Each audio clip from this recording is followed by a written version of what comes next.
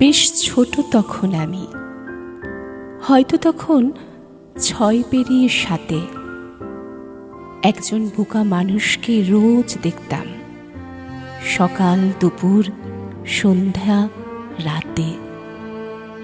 দিনের শেষে রাত নামলে সবাই যখন যেত ঘুমের দেশে, নিছক বোকা সেই মানুষটা বিছানা পেত হাজার কাজের শেষে।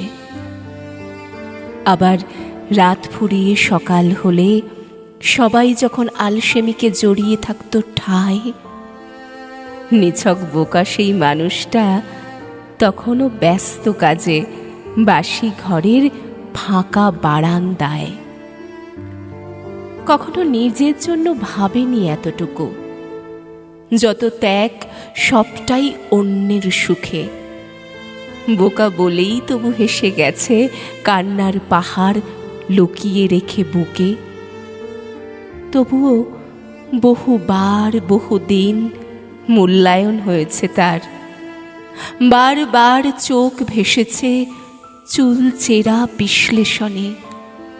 সে যে বোকা, সংসারের মঙ্গলের জন্য তাই সান্ত্বনার প্রলেপ দিয়েছে নিজের ক্ষত বিক্ষত মনে।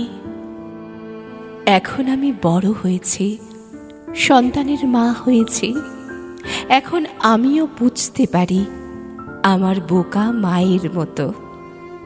জগতের সব মায়েরাই নিছকই বোকা হয়, লুকিয়ে রাখে হাজার ব্যথার ক্ষত।